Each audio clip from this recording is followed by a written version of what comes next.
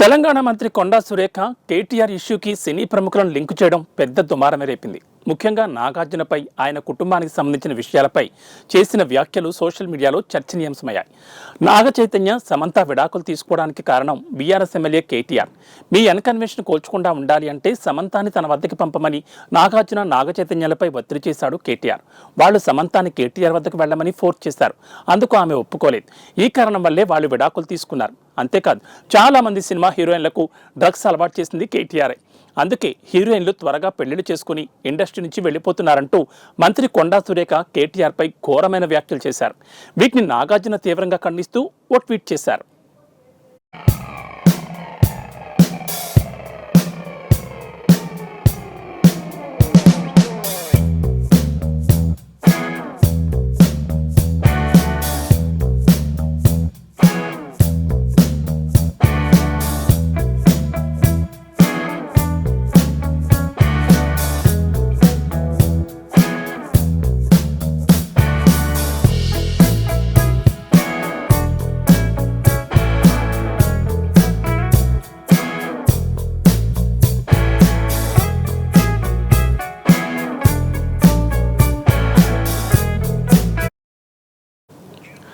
ఆ ట్వీట్ ద్వారా నాగార్జున స్పందిస్తూ, గౌరవనీయ మంత్రివర్యులు శ్రీమతి కొండా సురేఖ గారి వ్యాఖ్యలను తీవ్రంగా ఖండిస్తున్నాను.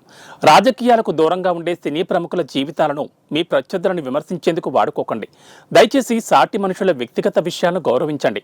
బాధ్యత కలిగిన పదవిలో ఉన్న మహిళగా మీరు చేసిన వ్యాఖ్యలు, మా కుటుంబం పట్ల మీరు చేసిన ఆరోపణలు పూర్తిగా అసంబంధం, అబద్ధం.